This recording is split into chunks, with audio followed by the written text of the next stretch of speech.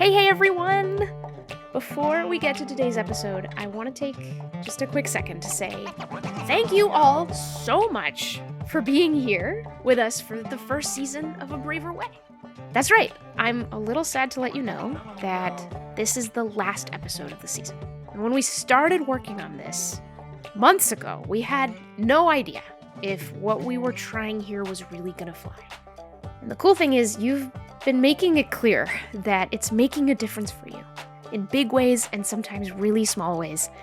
And that was honestly the whole point. I'm Sulani Madsen. My political leaning is conservative. I live in the reddest county in a blue state. I particularly like at the end of a session where Mónica and April have a conversation about what they just heard and how they relate to it, because it invites the listener to also reflect on what they just heard and how it informs their own point of view of the world. I'm Carl. I live in Brooklyn, New York, and I'm a Democrat. Thinking about the tools the podcast has given me, 2 words pop up: curiosity and humility. Curiosity about how other people can see the world so differently than I do, and the humility to wonder whether they might know something I don't. I'm Mackenzie. I'm 16 years old from Pennsylvania. A lot of the media that I consume is telling me how to think a certain way or what my opinion should be on this issue. But A Braver Way is different because it's just equipping me for thoughtful conversations, and it's presenting different points of views that maybe I haven't thought of before. I ran for office in 2023 hoping to have brave conversations and bring people together. But I wasn't trained enough. I wasn't ready. Now I'm on a mission to learn. I love the Braver Way podcast because it's inspiring me and many other people to whom I've recommended this podcast. My challenge is to respond in that same type of manner so that the other person feels respected. And it's an area where I could use some more practice. And this podcast is the thing that we've been missing because it is normalizing leaning into those conversations and being really brave. This is exactly what our country needs. It's been awesome to hear all your notes and stories so far. Not to mention all the encouraging reviews you've left of this podcast. There are fuel. Thank you. And yes, we are working hard to come back with more episodes later in 2024. And I know, not a moment too soon, because that election and all the challenges political division swirls up in our lives won't wait. And neither will the opportunities if we can start tackling them in newer, better, braver ways. So in the meantime, please follow us on social media if you're there to stay in touch. We're at A Braver Way on a bunch of platforms. Or you can always drop us a line over email at abraverway@braverangels.org. That's abraverway@braverangels.org. And I said that email twice because I read every email. I respond just as soon as I can, and it's just really fun to hear from you all. Okay, here's the episode.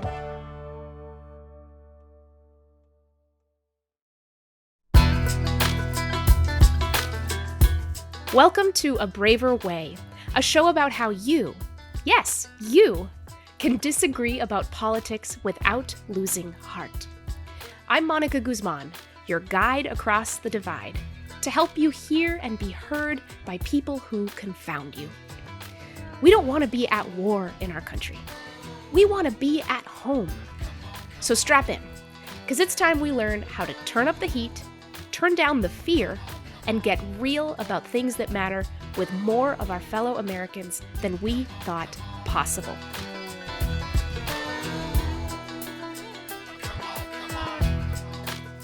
Hey everyone, welcome to the 10th and final episode of this first season of A Braver Way. We've got something really special for you coming up. 4 of my favorite people who also happen to be bridge building experts, people I learn from literally daily, are all coming together right here on this podcast to do something intense. We're going to take 5 of the toughest questions and concerns you've sent in about bridging the political divide and offer the most candid responses we can. Not to defend some Zen-like version of bridge building at all times, at all costs. No, and no. I hate sugarcoating. I hate pretending. Yes, I believe that hearing and being heard when you disagree is possible when it feels impossible, and usually a lot easier than we think. But that does not mean that it is always easy. We humans are weird and messy and sometimes scary. There's no use avoiding that. So let's open our eyes and face it. The people you're about to meet are liberals and conservatives and independents, Trump voters and Biden voters. We do not think alike, this group of us, but we do believe that we all think better together. All right, here I am joined by my esteemed panel of friends in bridge building. We have a couple of fellow podcast hosts. One of them has a podcast called Derate the Hate. So I'm going to turn it over to my friend Wilkinson to say a little bit about why is your podcast called Derate the Hate? How did you even start it? The podcast has been going for, I think this will be the fourth year now, and being in transportation for so long and being a truck driver, one of the things we see all the time is trucks that will derate, and that the concept of derate is from the powertrain of the truck will turn it down so it doesn't destroy itself. So I just thought derate the hate sounded right. I mean, we need to turn down the hate. We need to tame this toxicity before the toxicity destroys us. So there's a lot of people who would agree with you that we need to derate the hate, but would not do as much as you've done to try to demonstrate and put into practice these principles.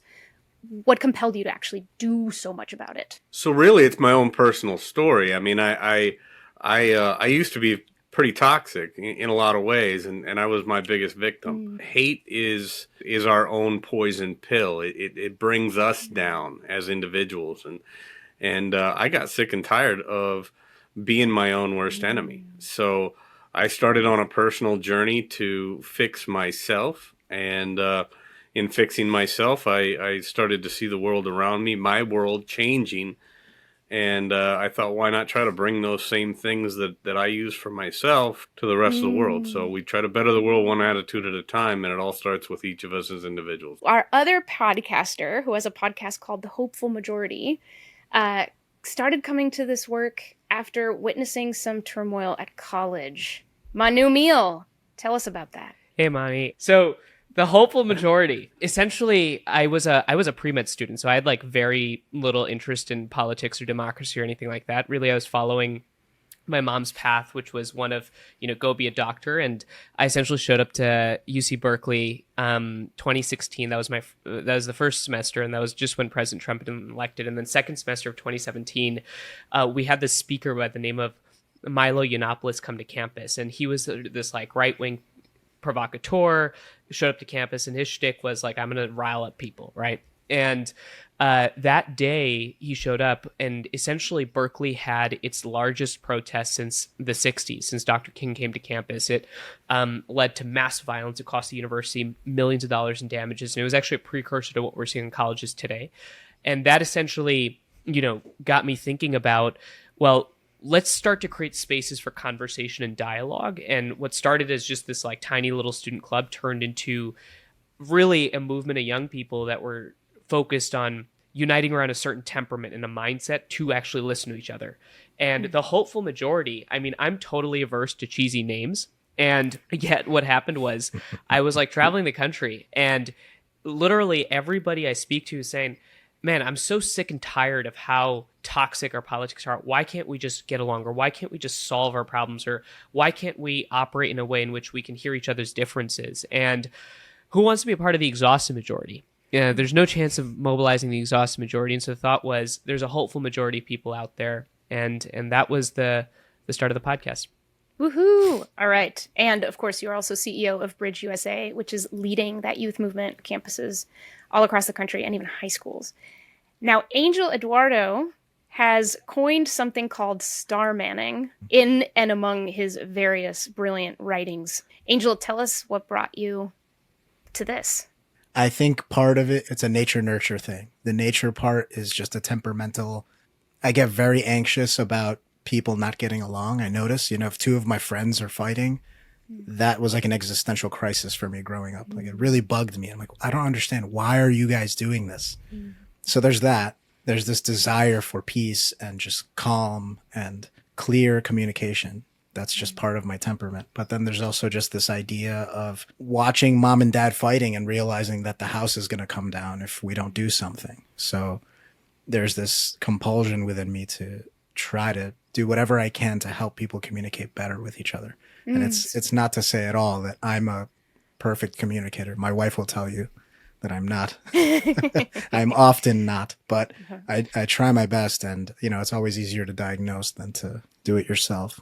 Indeed. You're also at the FIRE, which stands for, oh my gosh, I'm blanking on the first one. It's Foundation for Individual Rights and Expression. Yes. That's right. Yeah, that's all right. But tell us what Free star speech. manning is. That's right, because I left people hanging. Star manning. That's right. So star manning is kind of a step above steel manning, which is presenting the most charitable and strongest possible version of your interlocutor's argument. Star manning takes that a step further by trying to present the strongest and most charitable version of your opponent, the person who's making the argument, by recognizing that they're a human being and that they have reasons for whatever they're arguing, whatever it is that they believe. And if you can find those reasons, if you can connect with those reasons on a human level, then you'll have a common ground from which to build a disagreement and some kind of resolution. And, we have trouble with that bit. So I just came up with a fancy term for giving people the benefit of the doubt and extending compassion. And there it is. All right. And then April, our podcast listeners already know quite well. But April, I don't know that I've ever asked you what personally brought you to this work. Well, there's a couple different answers to that. There's sort of a surface level answer and a deeper answer. The one answer is that I grew up in a very liberal family in a very conservative place. So I'm from Kansas, and I learned really early to translate between the political language of my house and the political language of my school, like the kids I knew in school, and the adults on my sports teams and stuff like that. And then I went to Yale partly because I was trying to get away from conservatives and accidentally ended up becoming one. And so then I was a conservative in a super liberal place, and once again got to practice that skill set. And then this gets into the slightly deeper piece, and then I went home to my liberal family and said, I'm a conservative. And sometimes I think, I don't know, my parents probably would not say this now, but sometimes I think they would rather I was I'm pregnant or I'm anything. Anything. So, and because my family is full of people who really believe in things, and when those are not the same things, that's actually kind of challenging. And so, the deeper answer is that I am someone who believes that when conflict happens, it's from real places. And I actually used to not hate, that's a little strong, but sort of look down my nose. We're derating the hate, April. I know. I was like, Wilk already used that word. It's intense. But I used to really sort of be like, ugh, with regard to bridge builders, because I associated them with people who brush the conflict under the rug. And I cannot stand that. I can't stand it. So I really care about the phrase truth and reconciliation, which has a particular meaning in American contexts, and I'm not trying to invoke that, but I really care about both pieces. I want the truth of where people are, and then I want to get to real reconciliation. I want both of those things, and I feel like lots of voices are sort of interested in one or the other, and I want both. I really do, and I'm committed to the idea that you can have both. You really can. So.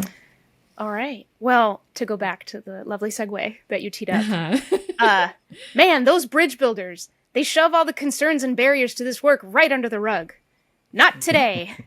Today, we are going through barriers and concerns and questions that listeners of this podcast and others have been sharing. So each of our esteemed panelists has received one of these concerns and barriers and had a chance to reflect on them. We'll get to those tough listener questions right after this quick break.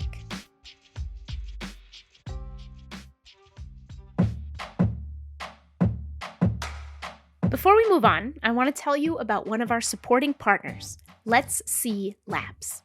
Let's See Labs is a leadership development organization working to transform polarized cultural challenges into fuel for increased empathy, engagement, collaboration, and creativity. How do they do it? Let's See Labs uses storytelling, presented in their programs as short films, to showcase real-world examples of liberated leadership in action. These stories show what non-polarizing leadership looks like across race, gender, politics, socioeconomic status, and a lot of other challenging cultural contexts. If you're curious and committed to challenging preconceived notions, check out their leadership programs at letsseelabs.com. Thank you to Let's See Labs for being a supporting partner of A Braver Way and a member of Braver Network. To learn more about Braver Network and how your organization can join the movement for civic renewal, go to braverangels.org/abraverway.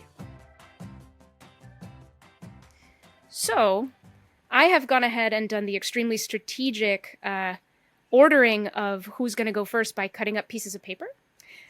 Very, very sophisticated. And I'm now going to draw one of these pieces of paper to say that the person who will read their barrier and then respond to it is Manu. What a ritual. It's like drawing sticks. So should I just jump right into it? I think jump right in, yeah, but begin by reading the listener note, or for you I think it was something different. Yeah, will do. So here's the note that I was passed. And I think it's one of the most important critiques, and also something that, Manu, we hear a lot on college campuses. And essentially the critique goes this way, and it's something deployed by a writer named Nathan J. Robinson. And it is that here you have the problem with centrists. They won't call an atrocity an atrocity because this would be tribal and extreme. They won't fight to end a horrific injustice because the very idea of a horrific injustice has no place in their vocabulary. And there's an additional version of this, a parallel critique that talks about empty centrism and the fact that a lot of people that are focused on bridge building have no standard but civility by which to judge the merits of both sides. In other ways, the way that I interpret that critique is one in which it's essentially, you all are a bunch of squishy moderates and centrists without actually having any strong beliefs. How do you operate in that world? Because there's no progress in that world. And there's a couple thoughts I have here, and I'm curious what others think. The first is that when we think about bridging work, I think that this is much more about not what we believe, but it's about how we believe. I think about our politics and the way that our discourse happens as that we're fighting a battle of temperament and mindset as opposed to a battle of ideological moderation. I know some of us really well on this podcast, and I'm sure all of us have really strong beliefs. And yet what unites us is not our ideology, but it's the fact that we're willing to engage with open-mindedness and curiosity and a willingness to listen and hear each other. And so rather than thinking about bridge building as meeting in the middle, I think bridge building is about creating the table upon which to have that disagreement. And then the second thought of this is about injustice and the friction that often occurs between social justice and talking to people that are different than each other. And I think this is where we have to be smart about thinking about what the moment calls for. There's a time for shifting the Overton window and thinking about activism in a sense of pushing ideas forward. And there's also a time about thinking about creating coalitions and bringing people together and listening. In fact, one of the things that we've seen on our campuses and high schools is that the best way to be an advocate for what you believe in is to understand why somebody disagrees with you, because that helps you actually understand the why. Injustice occurs, I think, in a world in which we blot people out. And bridging, I think, is the epitome of shining a spotlight on everybody's story. And I think that's actually what moves the page forward. So that's how I think about that critique. And I think the primary question is a question not of, again, pushing centrism, but a question of pushing a temperament that rewards people's ability to disagree. Okay, that sings. I saw a lot of nods around the room. Who wants to add on? Classic bridge building fashion. We all just agree with each other, too. Right. Or disagree, or push back, or bring out more from that concern, because there's a lot to it. It just leads me to two quick things that I want to say. I think part of that concern, at least part of it, sounds to me to come from this caricatured version of what a centrist is, which I hear all the time. I don't even consider myself a centrist, but I get accused of it all the time. And accused is the right word, because that's what they mean is, you're doing something wrong here. And the caricature is that if you find any two extremes on any given issue, you will find the centrist directly in the middle, as if that, wherever the in-between is, that's what the right answer is. And that's absurd. Just like Manu said, we all have strong beliefs. It just depends on what it is. I want to open up a little bit of a thread around the concern or the critique. That line Manu read, and this is from Natalie Wynn, who is an activist, and she says that this movement has like no standard but civility by which to judge the merits of both sides. And I really hear that. I do worry sometimes that the bridge building space certainly comes off that way. I wonder if anyone has thoughts on that particular piece. That are we able to call an atrocity an atrocity? Well, I'll take that if I can. One of the things that I think of, first of all, when I think civility, toxicity, and stuff, because that's obviously what I talk about a lot, is civility doesn't mean playing pussyfoot with the actual topic itself. Civility means treating the person with respect, but tearing apart their stance on an issue, or just like in a conversation I just had with Jonathan Rausch, kill the bad idea, don't kill the person. It's not a matter of being civil about a idea that needs to be wrecked. You can do both. You can treat somebody with humanity, like Angel talks about quite often. Find the humanity in the person, but then tear apart the concept. And that's my thought on it. Civility has nothing to do with not breaking down and really taking apart the bad idea. So April, final thoughts on this one?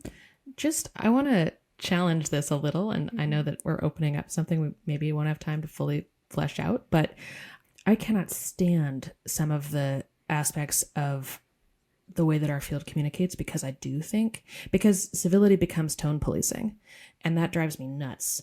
Because I think there are real things that people need to express and that should not be expressed in gentle, civil, polite words. I think the trick is to have the courage and the stamina to be with that. I read something recently about the anger of hope versus the anger of despair. The anger of hope is anger that they do studies with kids where kids still trust that the connection can be restored, whereas the anger of despair is when they don't think so anymore and they're just lashing out and giving up. And I think we need to be able to see the anger of hope for what it is and not tone police. I think the deep understanding of civility is what you said, Wilk, that like it's about the person, and that I totally affirm. But I really respect that reader's reaction. Yeah, absolutely. All right. Well, coming up next is Angel. What you got for us, Angel? We have a couple of messages that we got. The first is from a listener named Tom. And he says, I'd be interested to know how you approach the idea or perception of someone in a debate not as crazy, stupid, or evil, but as insincere, disingenuous, or intellectually dishonest. And Jay, another listener, has a similar barrier. It's hard enough to have enjoyable political conversations, even with people already on your side. So many people are just unreasonable, uncharitable, and basically unfair in their political thought. So when they're on the other side, forget it. This is something that I come across all the time, especially because of the star manning thing, right? People say, well, star manning doesn't work because if the other person is not in it with you, if the other person is being dishonest, if the other person is being rude or uncharitable, where can you go from there? And that's definitely true, right? You can't have a conversation by yourself, right? What is the sound of one hand clapping? But what you can do in those circumstances is, first of all, ask yourself a question. They're being unreasonable. They're being unfair, at least in your perception in that moment. Why? Why are they doing that? That's the question, right? They're still motivated by something. They must feel that behavior is at the very least justified by whatever it is that they're trying to accomplish. And whatever that is, if you find it, that's a way of disarming that engagement. And the other thing you can do is just, something that I really enjoy doing is being a confounding variable, being the exception to their rule. So if they think that, quote unquote, my team behaves like this, I'm not going to do that. I'm going to show them that I'm behaving differently. I'm going to disabuse them of this assumption. I'm going to be the anti-stereotype right in front of them. And that means that even if they're being uncharitable, even if they're being dishonest, even if they're being unfair, I'm going to lean into being more charitable and more fair and more honest. And I'm going to call out the fact that I don't think things are working because it doesn't seem like this person is reciprocating. So I would flag it, point it out, and not with the intention of kind of chastising them, but actually with the intention of saying, don't you see how this isn't working? Why don't we try making it work? Dang. I really like that. Just as somebody who spends a lot of time with the word debate, I want to offer one thing, which is the program that I designed at Braver Angels is all about debate. And people tell us all the time, can you please call it something else, like a conversation, a dialogue? One person was like communal storytelling. And I have a belief that it's important to stick to the word debate because it, again, sort of normalizes conflict.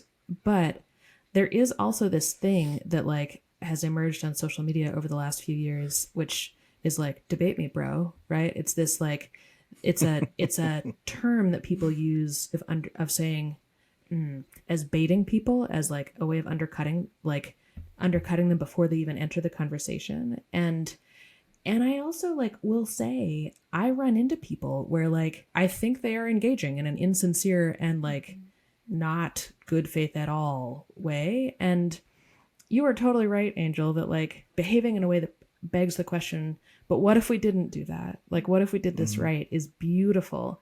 I will also just say that like I don't always have the patience for that. And like I don't think you have to. Like I think that that's right. Yeah. We should all do our best, but like there are days when you have the energy for that and the days when you don't. And so that said, I think your response is beautiful. Oh, well, that you actually reminded me. I want to add one small thing, which is right on point with what you just said, April, which is that not every conversation needs to be had right now in that moment. And not every conversation needs to be had by you. You're not always the right person for it in that moment. So keeping that in mind is good too. It's better to disengage than to engage poorly. I would actually emphasize that piece exactly, which is that not only is it that every conversation needs to happen right now, but that every conversation is not a conversation between Tucker Carlson and Don Lemon. Like what I mean by that is that when you ask like the average person, like, hey, like, you know, let's have when I'm walking down the street and we're like, let's have a conversation and we're having a great back and forth dialogue, there's like a lot of things to talk about that don't revolve around the four seminal issues that define, you know, our life currently in our politics, and actually broaching the depth and diversity of what exists in this wonderful existence is actually fascinating, because you realize that then you start to create beachheads for what you think is a crazy person to be able to understand where you're coming from. And the only other thing I'll just add based on what April was saying is that oftentimes somebody that shows up in a debate or a dialogue or a discussion with a desire to be heard with a deep sense of veracity is because they're oftentimes not heard. And to Angel's point, when you can actually create a space for somebody to simply vent, that's okay. And not only is that not okay, but that creates a possibility for progress. And so again, that's why I think like the notion of bridge building, people just assume that all we do is every time you have a conversation, it's two people sit down, you have polite exchange of words, and that's it. And that's not at all the case. I love that. I just want to underline what you said there about giving people space. We think that people venting is a sign that, oh, everything's gone horribly wrong. This is no longer productive and cannot go anywhere. Sometimes they just need a witness. They just need a witness. And even if it seems like they're putting it all on you unfairly, maybe there's a part of them that knows that that is unfair. And so the way that you respond to that or just receive it or frankly just let it blow by you can be part of that for them. But like April said, not everyone has the patience. Go ahead, Wilk. One of the things that I just think about, you know, based on what Angel said is, you know, not every time is the right time to engage. You know, I watched a reel the other day where two fighters were in the ring, right? And the one was, you know, in the middle, ready to go toe to toe. The other guy's just running around the outside, right? If you're on a completely different page, it's not the right time for that fight. You know, I mean, you can't make it happen. You can't force it if both people aren't going to engage in the same game. It's like one person playing checkers and the other one making soup. If they're not, if you're not doing if you're not doing the right thing, Yeah. it's just not going to happen. It's not going to be productive. You have to decide this is not the right time to engage.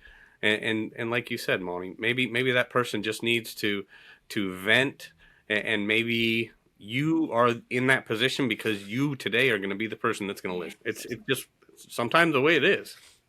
Yeah. The one thing I would just say is I agree with all of this. The mistake not to make, though, is don't write that person off as somebody who's always insincere or always going to be this way. And I say this as somebody who has totally done that to people. Been like, oh, well, they just don't want to. Fine. They're not that kind of person. Don't do that. That's the one thing is don't give up on them. All right, April, you're at bat. Oh, okay. So I have a tough one, which is someone wrote into us and said, when someone says loudly and explicitly that they A, want to kill people like you and everyone you care about, or B, are A-okay with people who say that, that kind of ends the conversation. And relatedly, someone else wrote in and said, this woman's name was Emma, my greatest fear is that I will perpetuate harm in the desire to be a curious person who doesn't want to hate in return for hate. And I am so glad to the folks who wrote in about that, because I think that's quietly one of the deepest things that is going on in our politics right now. And my response to this is pretty personal, which is I've talked a little bit about how I've done a lot of work with sexual violence stuff and have some, background with that myself, and also just a lot of what's called secondary trauma from supporting people who have that set of experiences. And God, it's funny because I said I'm a conservative, but I'm like a total radical on that particular issue but not in a political way. And it's because there are people, and I swear to you, there are structures that are out there that result in women and men, but majority women, not only encountering life-altering violence, but being killed, right? And that's very real. And that's true for lots of different kinds of people. And it is absolutely the case that people will say either explicitly or they will just say things that lead there, that they think that this group or that group should just end, And the thing is, I've spent a long time trying to explain this to people who I know have good hearts but just do not see it. And who will say to me yeah, but aren't there two sides to everything?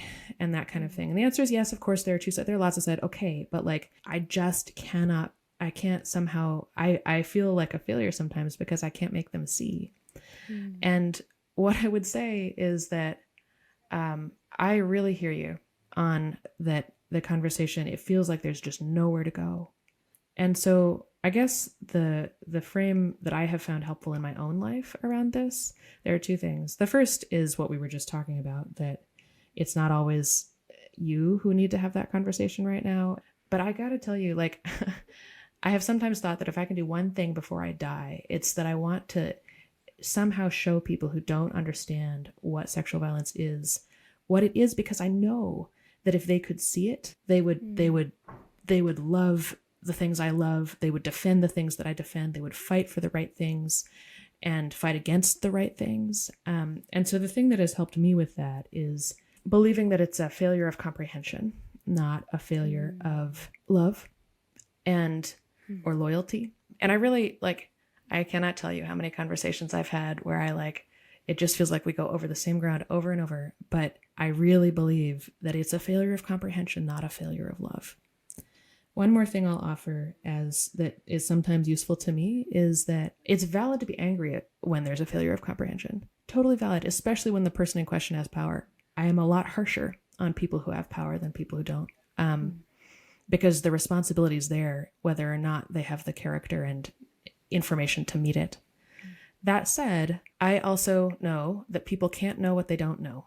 And there is such a thing in my mind as innocent ignorance. And there are probably things that I don't know. So with regard to the dehumanizing piece, the hard question I would invite you to ask yourself, if this is if you don't even want to follow me this far, is there a group of people that you might not see also? And for some people, that's, violent people. For other people, it's unborn children.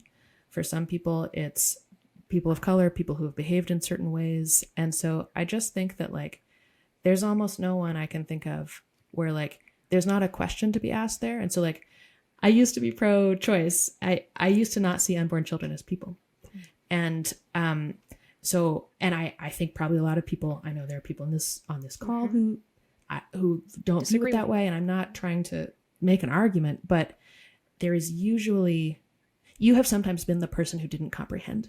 That's all I'm really trying to say. But I really want to honor the difficulty there. Mm-hmm.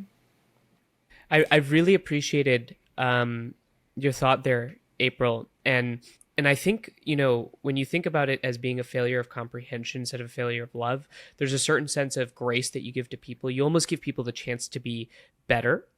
The question that I would actually ask, and this is just thinking about it from a slightly sort of adjacent angle, is I've started having a little bit more hard love for that type of question because I understand where it comes from.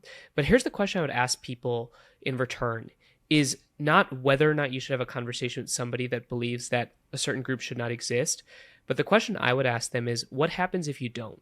Right. That I'm actually very curious about that. I really am curious. What if we do live in a world? Okay, fine. Let's snap our fingers. We will not have conversations with anybody that believes that a certain group of people shouldn't exist. I think very quickly you're going to end up in a race to the end where it's complete stalemate.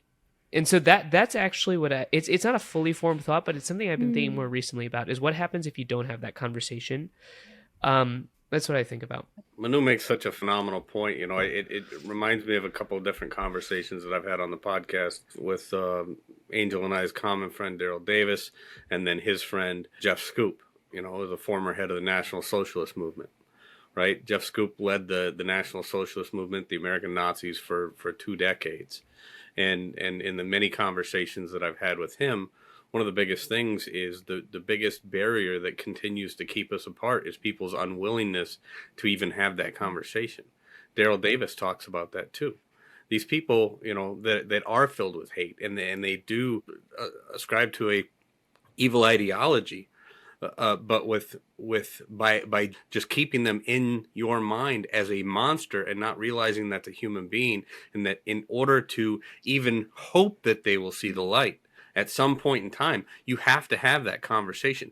And I think that's an incredibly important point, is we can just write that group off as evil monsters and hope they all die tomorrow. It's not going to happen if we don't actually have the conversation like Manu said. What happens if we don't? Yeah, because this was a question about it being afraid of causing harm. But I think a lot of people forget that how much harm there is when we stop having conversations, when all the trust dries up. Angel, go ahead. What Wilk is pointing to is actually a mirror image of the problem April brought up, which is if there are people who don't want you to exist and they refuse to engage with you because they don't want you to exist, and you decide, well, I refuse to engage with them and I don't want them to exist. What have you just done? You've created more people in the world who want this whole other group of people not to exist. And that seems self-defeating to me. So the harm is real, and it's an impossibly difficult thing. I am really sorry, but I really want to say one more thing. And Angel, I didn't mean to cut you off if you weren't done. No, go for it. Just because forgive me, I find this a little bit triggering, only because, and this is again coming from the I used to really have trouble with bridge builders, because I think there's, and Angel, I know you didn't mean to suggest this, but the advocate in me says there is a difference between refusing to talk to somebody whose ideas lead to your personal and to just the tragedies that happen to you and people and that person's belief system. And so I just want to be careful with equivalence. And I know you weren't trying to make those equivalent, no, you're right. But it's you're right. important to me to say that they're not. And it's also important to me to say, what if they are monsters? And that's forgive me for the intensity, but I recently had a conversation with someone about the New York Times article about the sexual violence on October 7th. And what she said to me on the phone was, they're worse than monsters. This is evil. This is just evil. And I just want to acknowledge that like that is real in the world. And so there is a human, I'm not just, of course I don't disagree that like we should talk anyway, or like through it or around it, or I ultimately believe that there is hope, but I just had to say that. Sorry, I didn't mean to interrupt you. I just wanted to say that I really believe that a world that knows how to engage in the hardest contexts can prevent the evil much better than a world that doesn't know how to do that. So it's true that the evil exists, and maybe it's naive to think that we can I don't think we can prevent it all. I'm sure we can't prevent it all. No. But I know that when people feel seen and heard, hate is a lot harder. And Mani, I know exactly what April's saying because I have had experience with people that are personally at risk because of being in a conversation with somebody else, right? And this is also the role of allies. You know, the funniest thing to me is when I hear a white person asking me whether or not they should be able to talk to a racist white person. You know, I had this when we first started our bridge chapter. We had this student come up to us and he asked, you know, do you advocate for Black people to talk to people that don't believe that they should exist? My question was, I actually believe, as April is saying, that it's important to create space where not everybody has to have the conversation. But what about the white allies? Because somebody's got to talk. Because if nobody's reaching that person, then alienation and isolation is when wounds fester and when evil festers. So I would also just interject the role of allies in this conversation. Yeah. Well, obviously we could talk about this barrier a lot longer, and it is deep. So April, thank you for sharing something so personal on that one. And thank you again to the listeners who brought that up. I think we all have struggled with that question. All these questions are ones that I think there are no final answers to. We keep struggling. I have drawn my name next. So my barrier came up in a note from a listener named Ken, who says, "It always feels incredibly invalidating to be consistently told that I'm not oppressed enough to matter. I'm not oppressed enough for my opinion to be valid. I'm a white man, but I am gay. I got into politics to advocate for marriage equality. I hate I even have to bring that up." So to me, there's a lot of concerns in there, and I'm going to set aside, there's a live debate about hierarchies of power and oppression that is very, very hot right now. And I'm not going to address that because what we're here to do is to talk about the sort of broader barriers to crossing divides. And the broad barrier I see here is invalidation. Before you've opened your mouth, you have been branded as something about who you are, been put in a box. That box belongs in a certain place in the hierarchy of people who ought to be heard. And you're just not there for this person in this place or that person in that context. I think you can travel the country, go to some more conservative places, some more liberal places, some more urban, rural places, whatever it is. There will be kind of almost like a certain sort of order that people might have and ways that they have decided that groups relate and people who they think matter more. And right. And so the concern I see here is, why should I even open my mouth? Because somebody has already decided that what I have to say doesn't matter. But I think that there are lots of different ways that we do this to each other. And it reminds me of something another listener wrote in. It's tangential, but also related. And this is a person who has basically lost her relationship with her son over political estrangement. And she says, "Engaging in politically diverse subjects with my son ended up in an estrangement situation. I'm prohibited from having a relationship with my grandsons. Once I was determined by him to be a libtard, there has been no turning back, no going back. This nightmare has gone on close to 3 years now. And I do not see hope in sight. I truly wish," she said, "I would never have uttered an opinion on anything controversial." She says, "There are people so unbending in their thinking that to offer any opposing ideas puts you in a box named enemy that you will not escape. It's best to stay clear of these people."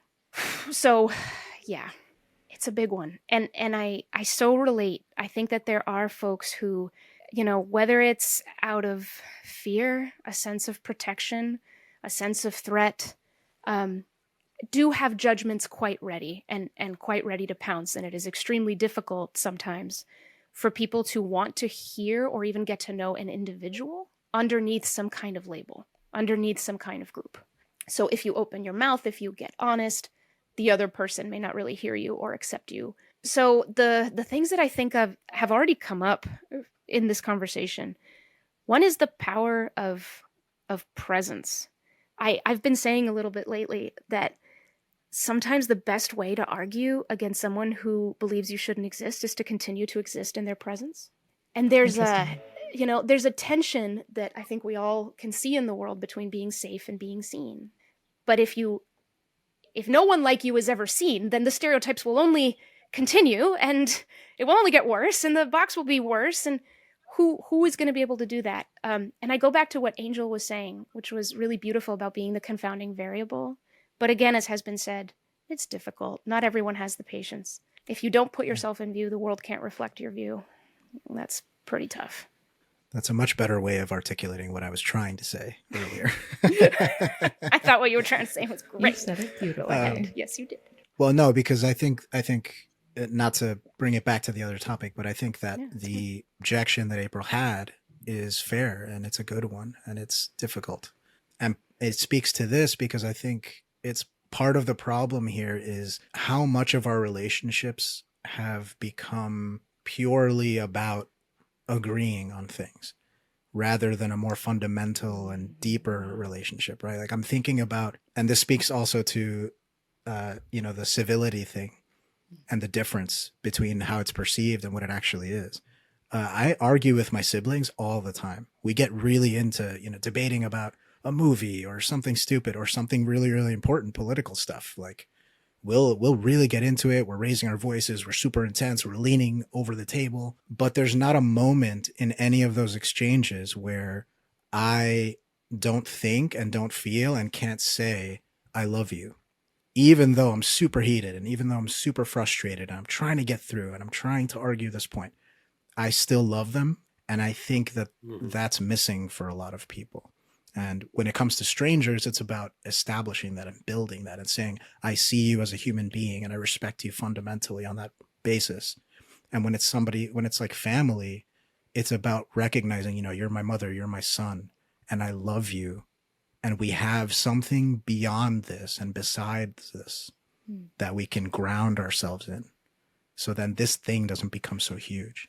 I think this is one of the great casualties of, and I think this is a word that I'm pretty sure I've heard somebody use it, identitarianism, right?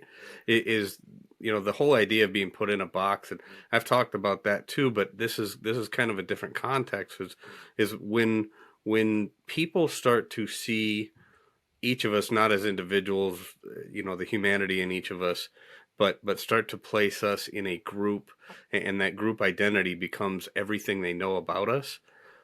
They start to lose sight of us as an individual, like Angel was talking about with his siblings. They lose sight of us as an individual and start to lump us in with all the other people that have that identity and lose sight of our personal characteristics, our individual characteristics. And then the disgust and animosity they have for that group then becomes projected onto us. We're no longer that individual, just like you talked about, Mónica. You're almost unseen. You're unseen. You're unseen. That's what you talk about, invalidation, right? Why should I even open my mouth if this person does not see me anymore as the individual person that I am? But I'm just this conservative, or I'm just this gay white male. I no longer have my individual identity. I don't even have the room to talk anymore because they aren't seeing past that box. All right. And now we are moving to Wilk. Take us home with our last barrier. All right. So this barrier comes to us from a listener named John, who brings something out that's very dear to my heart because, like I said, I used to be very angry in a lot of ways at a lot of things, right? And he says, being a moderator or a kind soul is a great thing, but when we are faced with radical authoritarianism that is getting worse by the minute, we all need to be ringing the alarm bells and getting ready for whatever radical craziness and potential violence the radicals are going to throw at us next. Our nation is being threatened from the inside, and I, for one, am not going to put up with it. So before we go on, I want to ask everyone, do you think that's coming from the right or the left? I see April Can't tell. shaking her head. It really could be either. I would guess typically authoritarianism is used to talk about Trump, but it can also be the leftist orthodoxies. So yeah. Any other guesses? I've seen a lot of shaking heads. I've literally heard that exact sentiment from both ends. So this happened to come from the right. He was talking about radical liberals, but it could come. We have heard it from both sides. All right, continue, Wilk. And that's the thing, for me, when I look at this and I see it, I can see it from both sides because I've heard it from both sides. I mean, I think every single one of us as Americans need to be concerned about authoritarianism, right? Because, I mean, and not to use one of the most, in my opinion, one of the most overused phrases of the day as, authoritarianism is an actual existential threat to our country, because with authoritarian, I mean, we have no place else in this world to go, to go back to the Reagan quote, right? There is no place left to go. So authoritarianism is something that we all need to be concerned about. But it is the, outrage entrepreneurs and those conflict, grievance grifters, people that are trying to drive home this thing that we are facing authoritarianism every time something doesn't go our way. And it's just not the case. I mean, every time the government does something that doesn't comport with our particular lifestyle doesn't mean they're authoritarian. So we need to kind of look at this from a number of different angles, right? So we need to look at the stuff that we are consuming. We need to look at the information that we consume, where we get it from, and how much of it is actually valid, and how much of that is put forth into our laps by people who have a vested interest in keeping us separated. I'm not going to deny, because I am one that over the course of my life has done a lot of screaming at the rooftops. The authoritarians are coming. The authoritarians are coming. Right? I've been in that boat. I know what that's like. I know what that feels like. I know that visceral reaction that comes out of our our guts. What does that when we feel like, believe. Wilk? Can you describe that? It's sickening. It's for me. It's so sickening because I'm one of the biggest individual liberty guys that you'll probably ever meet, and the idea that somebody is going to rob me of my liberties is as painful as any of the more than several broken bones that I've ever had. Talk about violence. I know about violence. I know about pain, and that pain, and most of it goes back to what I said at the beginning. Most of that pain is self-inflicted because what we choose to consume and then how we choose to react to what we are consuming is often our poison pill. It is often what is our undoing. It is the thing. So, I understand this statement so much. I feel this statement so much. I can think of a 1,000 times when I've just sat there and thought those same thoughts. And yeah, But then, what led you through? Right. Well, there's a couple things, right? For me, it's a serenity prayer. Is a big one for me.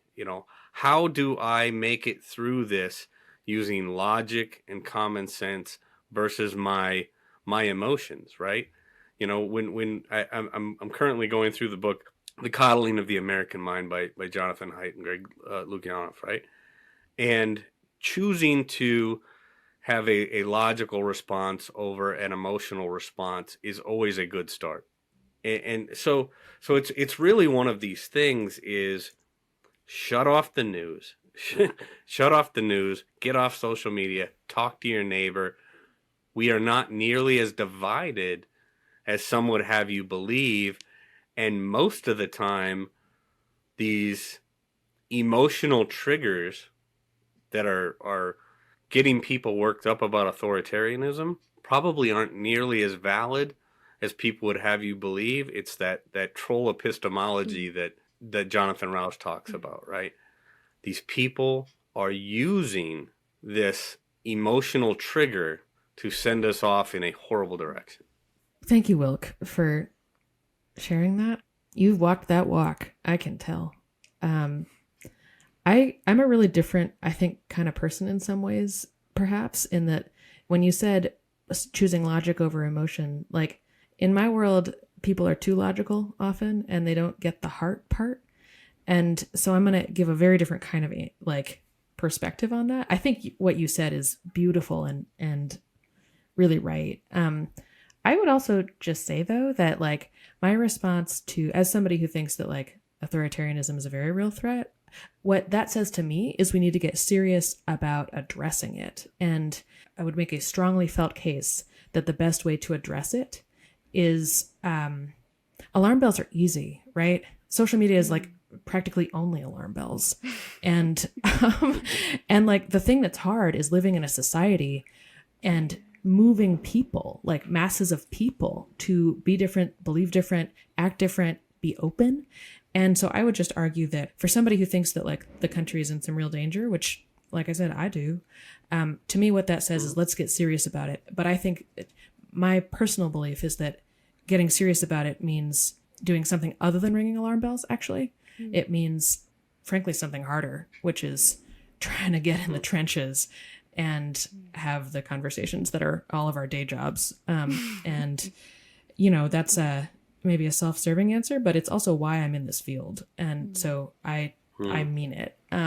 So I think April is dead on. I think part of the problem here is that if the alarm is ringing all the time, there's no such thing as an alarm anymore. It's important for us to realize that if our cause is really, truly righteous and the stakes really are as high as we're saying, that's all the more reason to be allergic to hyperbole and dishonesty and that kind of thing. Because the stakes are so high, you don't want to screw this up.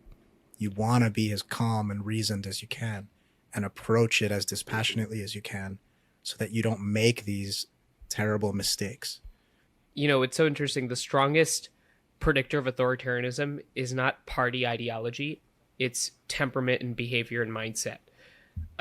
There have been just as many left-wing authoritarians in history as there have been right-wing authoritarians in history. The reason why I say that is because the way that we think about this threat is that oftentimes the people that I think that are at most risk of authoritarianism think that they're fighting authoritarianism.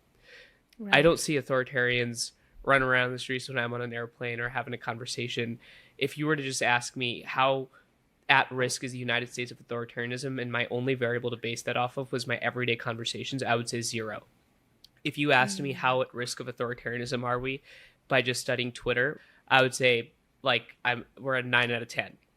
And so the only piece I would just add here is that in your fight for authoritarianism, don't become an authoritarian.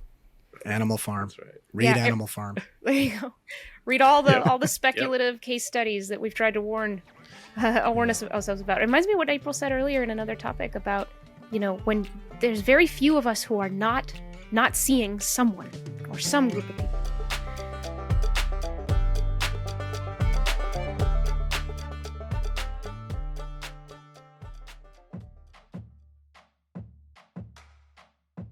Before we move on, let me take a moment to tell you about something really cool coming up, the annual Braver Angels Convention. I attended with my entire family last year in Gettysburg, husband, kids, parents, the works. I even sang a song on stage with my dad. And it's so hard to describe how refreshing it was at the convention to be surrounded by an equal number of political reds and blues and so many independents, all committed to sharing and hearing different views fully, freely, and without fear, and treating people who disagree with honesty, dignity, and respect. That's the braver way. And this year, with an election coming ever closer, we need a lot more of it. If you agree and want to be a bigger part of this movement, don't wait. Sign up to join us this summer for the 2024 Braver Angels National Convention in Kenosha, Wisconsin.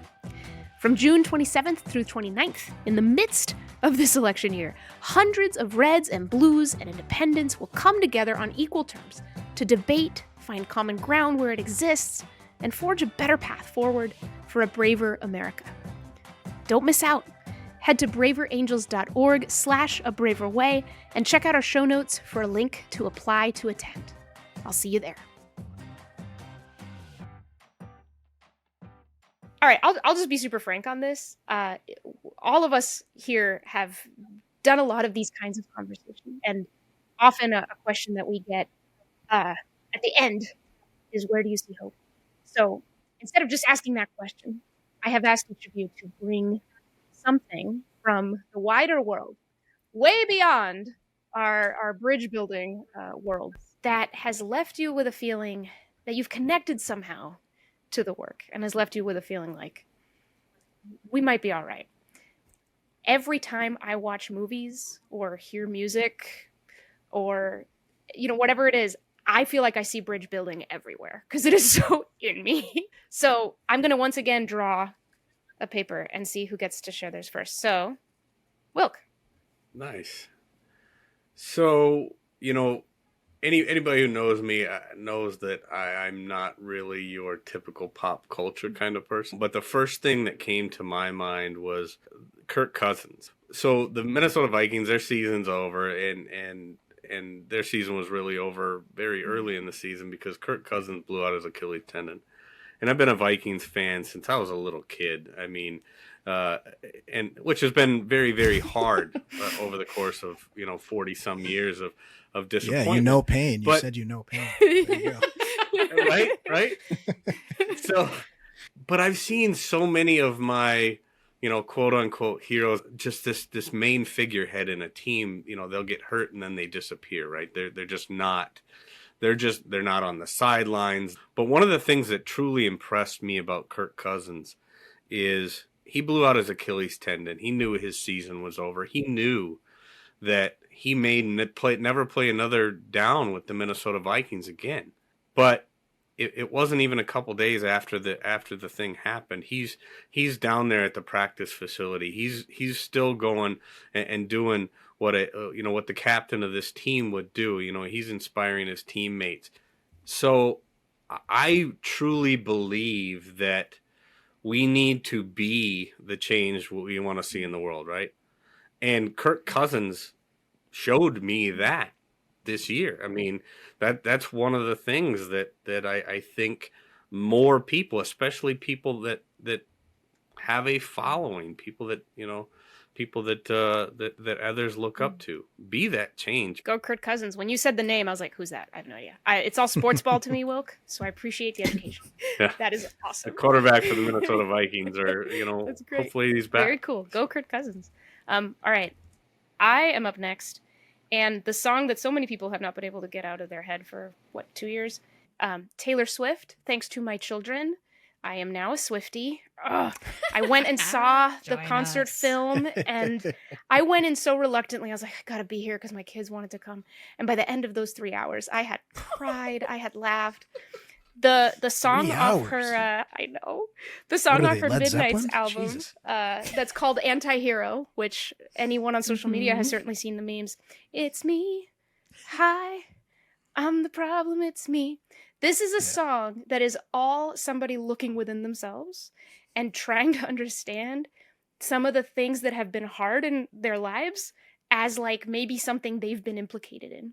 And the thing that one of the reactions I've had, because I tie everything back to bridge building, is it's so often the case that we blame others for the problems in our country and for the polarization and the division. But it's me, hi, I'm the problem, it's me. And that's not actually necessarily a depressing thing. There's a quote that somebody, said to me once of, if you are not part of the problem, you can't be part of the solution. That being part of the problem is what qualifies you with the experience to get through it. So the fact that there are so many songs, I mean, go to Lizzo, go to Billie Eilish, there's a lot going on in our culture about people looking inward, getting awareness and all these things. So that actually leaves me with a little bit of hope that, if we can see our own individual part of this problem, then we can maybe work our way through it. So Manu, you're up. Okay, so I'm incredibly disappointed in this because, one, the fact that Wilk chose Kirk Cousins as a pop culture reference demonstrates the NFL-centric worldview in which you operate. And two, is that is that Mónica stole my example. I did. I was literally going to say Taylor Swift, which she has a lot of songs. Majority she Swifties how on this well call. I had a different I had a different reason for Taylor Swift, which is like she like shows up and 70,000 people descend on a town with totally different beliefs and ideas, and she's built like this identity above politics, which in some ways is I think what we're actually trying to do.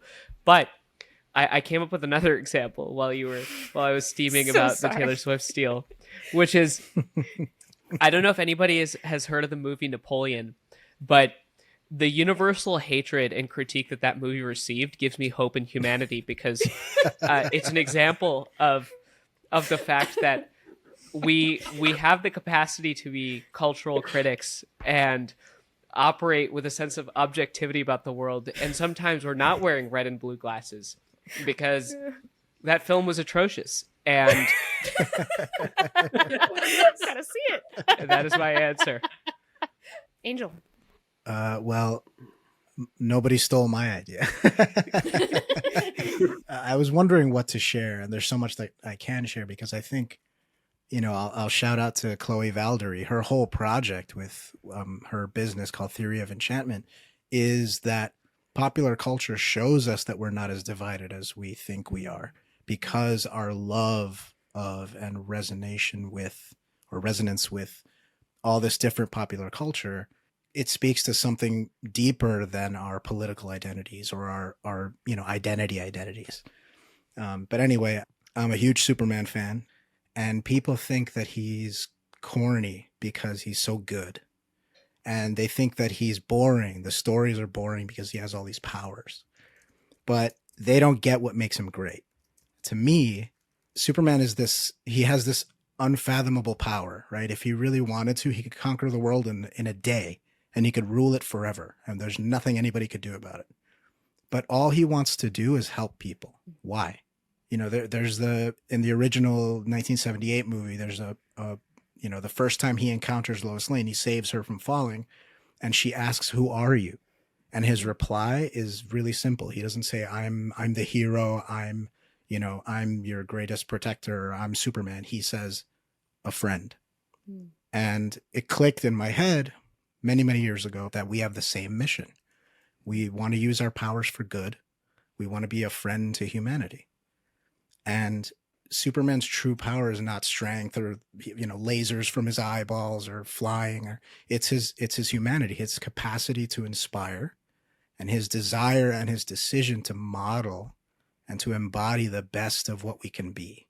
And there's a great line from the comics that says, "The symbol for the House of El means hope, and embodied within that hope is a fundamental belief in the potential of every person to be a force for good." That's what gives me hope, because that's a human thing. That's humanity. Dang. I gotta go watch Superman again. It's been a long time. Oh, please do. It's the best. Oh, wow. That's awesome. April. Same. I do have to say, like, if our creations reflect us, what does that say about the fact that everyone's obsessed with Succession? I don't really know. Anyway. We contain multitudes. Yeah, yes, we sure do. Also, I will just share something that, like, I feel like this call sort of humor is the answer. So there's a thing that, like, I need to confess to you all. One or two of you already know this. Yes, Mani's already laughing, which is that I have moved to Los Angeles and clearly gone nuts because somebody tricked me basically into joining a class in how to be a clown. And this is a secret from most people in my life, and I don't know why I'm announcing it on air. It's probably a mistake. What I will just say is I'm terrible at this. Like, I identify as unfunny, and I'm particularly bad at physical comedy, and, like, this is just bad in all sorts of directions. But what I will say is that humor is, I feel like there's a class that a friend of mine that I like almost took, but there's a different class at the same time in how to be a clown that I'm taking instead, about what it means to be a jester.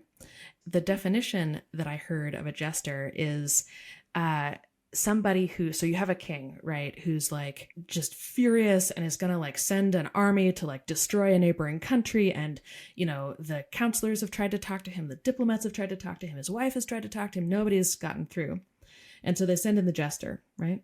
And the jester's job is to look dumb and to reflect, and yet to reflect back at the king the truth in a way that is sufficiently unthreatening that he can hear it. And the jester knows that he's succeeded if the king doesn't invade the neighboring country. And if he fails, the king gets angrier and he's executed, right? So like there's a very high wire act that we're playing at in some ways. But I think that our culture, to the point about authoritarianism, is ripe for really good humor. And I guess the one other thing I'll say about that is, so clowns and jesters is what gives me hope at the moment.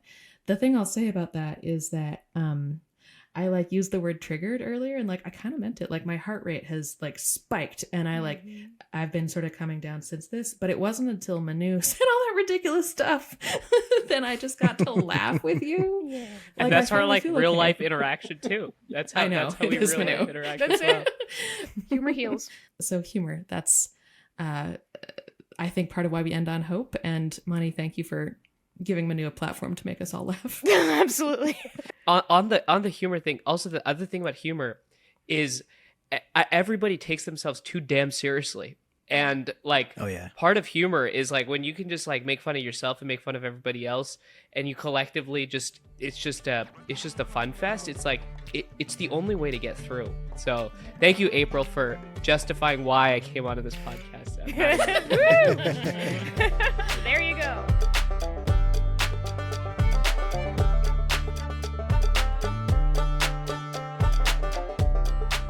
So this music you're hearing right now, and a bunch of what you've been hearing throughout this whole season, those of you who pay attention to our credits each episode already know. It's by our artist in residence, the one and only Gangstagrass. I can't tell you how pumped I was when they agreed to partner with us for this podcast. I first heard of them when I learned that they were coming to Gettysburg for our big convention last year. I opened Spotify right there at my desk, I played a track, and whoa. I thought bluegrass and hip-hop were totally separate, never the twain shall meet. Just like Reds and Blues these days, I guess. I'll stay on my side, you stay on yours. But Gangstagrass unites the beats and bars of hip-hop with the banjos and fiddles of bluegrass into this whole new style. It's so much more than the sum of its parts, and kind of feels like it was always there, just waiting. I played another track, and another, and I couldn't hear it without feeling some hope for everything that feels so separate, but that we know, if we can really hear it, that it's not. So then I really geeked out, ordered a band t-shirt online, brought it to the convention, danced like a crazy person with my kids while Gangstagrass did their thing on stage, shook hands with our son and Brian, said hey to their manager, Sleeves, and I dared to ask if they would consider lending their rhythm to this new podcast I was working on. And here we are. Check them out and hear more of this awesome music at gangstagrass.com. But you know, why wait? Today, I'm going to send you brave souls back to your worlds with a song by Gangstagrass. It's from their 2020 album, No Time for Enemies, which reached #1 on the Billboard Bluegrass chart. The song is called Do Better, and I think it's the perfect way to cap off this first season of A Braver Way. 'Cause we all do better when we all do better. You can't get better than that. Yeah, we all do better when we all do Gangstagrass, better. big Can't brand. get better than that. Check the raison d'etre is to make songs better and take on the effort of doing the utmost. 'Cause way too many humans are cutthroat. So much stuff that they're doing just so they can get it in and get over on the next man. I'm here to elevate and navigate like a sextant. So we're cruising through the weather. Anything you can do, my crew can do it better. Make songs for you to groove to forever, whatever. Units you choose to measure, night after night, day after day. You bet we get you lifted in the Gangstagrass way. Aloha, ashe. A Braver Way is a production of Braver Angels. We get financial support from the MJ Murdoch Charitable Trust and Reclaim Curiosity, and count USA Facts as a proud sponsor. Our senior producer and editor is David Albright. Our producer is Jessica Jones. Our theme music is, as you know, by the fantastic #1 Billboard Bluegrass charting hip-hop band Gangstagrass. A special thanks to Ben Karen, Don Goldberg, Mike Casantini, and April Lawson. I'm your host and guide across the divide, Mónica Guzmán. Take heart, everyone. Thank you for your courage. Till next time. The elders used to say that if you knew better, you do better, and that's why we do it together. The powers that be wish that me and you sever. Any sides that keep us joined to help us make it through weather. Or not, we got a paper stack of really huge cheddar over a bunch of certified alphabet soup letters. We can't cooperate, collaborate on getting by or build something substantial enough to lift us up high as one. The virtue of a nation is increased by example of the treatment it extends to the least of us. Is the value of a life governed by the greedy or determined to heal the sick and feed the needy? If we reach to our neighbor when the storm is wreaking havoc, then we each have a better chance of fending off the damage. That's a demonstrated fact. Come together as a pack, and it ain't nothing wrong with that, and that's that. 'Cause we all do better when we all do better. We can't get better than that.